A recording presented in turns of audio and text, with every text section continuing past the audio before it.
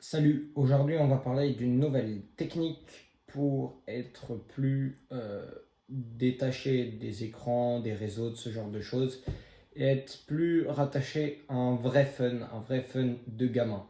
Quand j'ai parlé de la vidéo où je grimpais dans des arbres, il y a pas mal de monde qui a kiffé parce que déjà c'est un peu original et aussi parce que c'est vraiment un truc qu'on fait quand on est enfant et donc qui vient du plus profond de nous, du plus naturel. Et de cette manière, quand on passe notre temps sur nos écrans ou à faire beaucoup de choses qui nous renferment un peu, même si ce sont des bonnes choses, même si on passe son temps à, je sais pas, à faire du sport, souvent il y a certaines choses qui nous renferment. Par exemple, si je vais pas à la salle mais que je m'exerce chez moi, si je fais du sport tout le temps, tout le temps, tout le temps dans ma maison et que je bouge plus de ma maison, le problème, c'est que je vais avoir un détachement avec l'extérieur. Et le problème ici n'est pas vraiment de ne pas sortir. Le problème est de ne pas se détacher de notre train-train quotidien. C'est-à-dire que si je vais à l'école, eh bien, ça ne va pas changer le problème parce que dans mon train-train quotidien, j'irai tout le temps à l'école et rien ne va changer. Donc, le truc dont je vais parler, c'est vraiment le fait de se détacher de cette routine. Par exemple, aujourd'hui, je suis allé chez des potes. C'est bien. Sauf que pour ça, il fallait aller assez loin quand même, une dizaine de kilomètres, c'est pas grand chose. Mais c'est un endroit où j'étais jamais allé. Eh bien, au lieu d'aller en voiture comme j'aurais pu le faire, j'ai décidé d'y aller en vélo. J'ai découvert un chemin que je connaissais, je l'ai redécouvert, je me suis dit, ah tiens, on peut passer par là pour aller là-bas. Cool. Des choses que j'adore d'ailleurs, hein, j'aime trop trouver des chemins que je ne connaissais pas. Comme ça, dans ma tête, c'est comme si j'avais une carte et que je devais la découvrir en entier. Une carte du monde et que je devrais découvrir un maximum de petits passages. Comme ça, après, ça me permet d'utiliser des raccourcis, de savoir, ah tiens, par là-bas c'est joli, par là-bas il y a cette personne, ce genre de choses. Moi, je trouve ça vraiment intéressant, mais ça, c'est bien ma personne et pas forcément tout le monde. Le truc que je veux vraiment faire comprendre, c'est que à l'aller, j'avais pris un autre chemin qui était très différent et qui est passé dans des champs.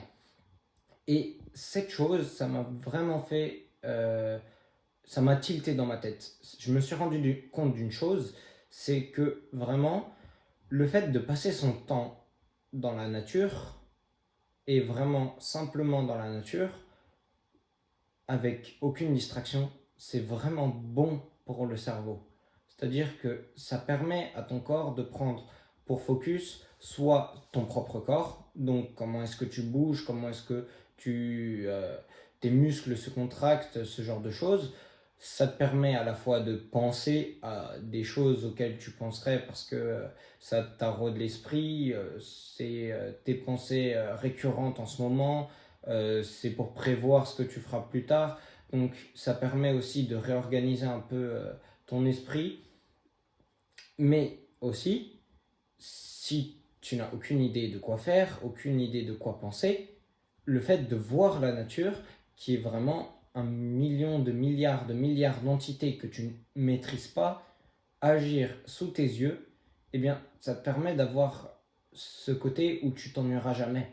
Parce que si tu regardes des plantes, tu verras pas les plantes grandir, mais tu en verras une différente des autres. Ou alors tu verras l'ensemble qui va donner un côté très spécial.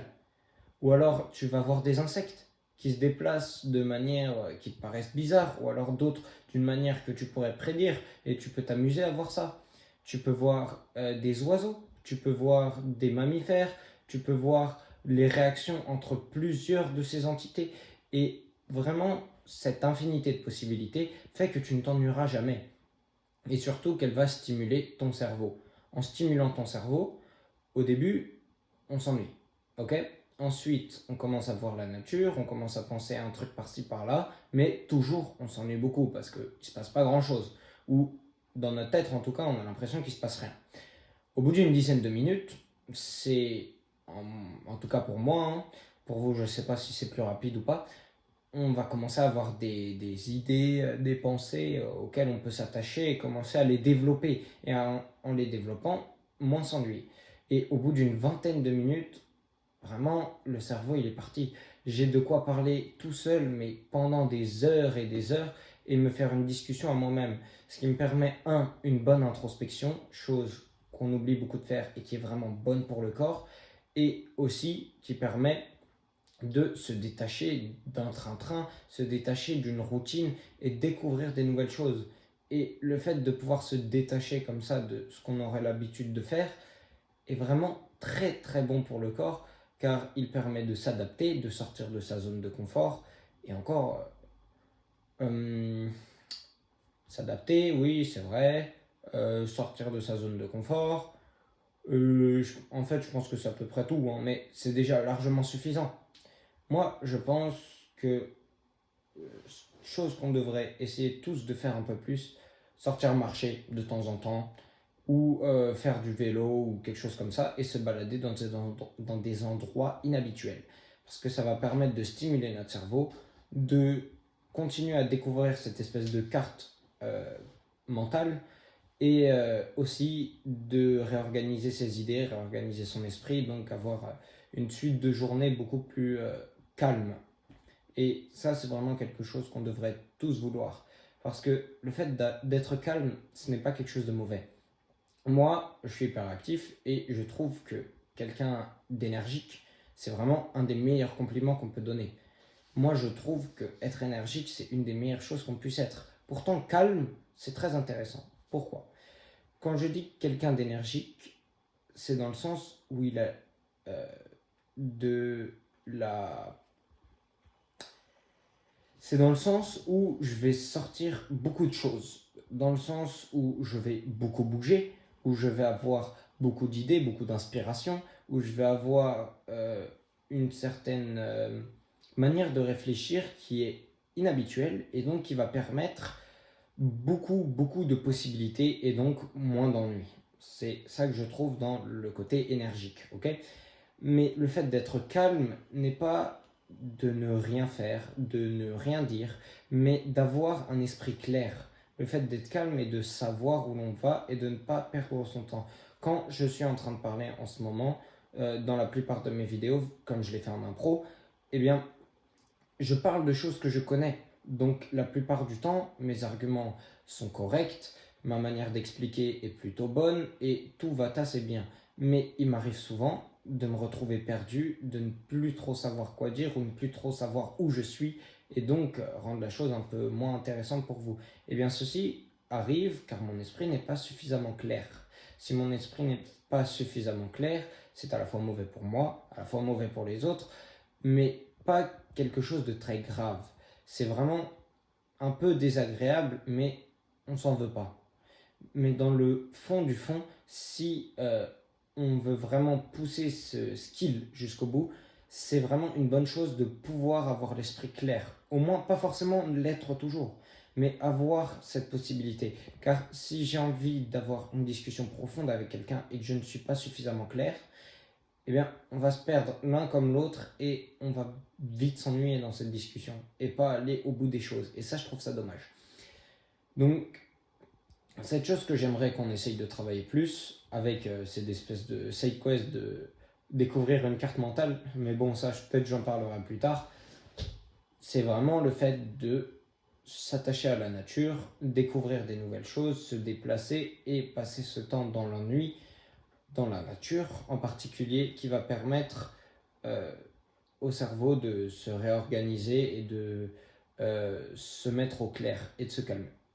Et paradoxalement, au moment où on se calme le plus l'esprit, on devient de plus en plus énergique parce qu'on n'a plus besoin de dépenser beaucoup d'énergie à trouver où est l'importance.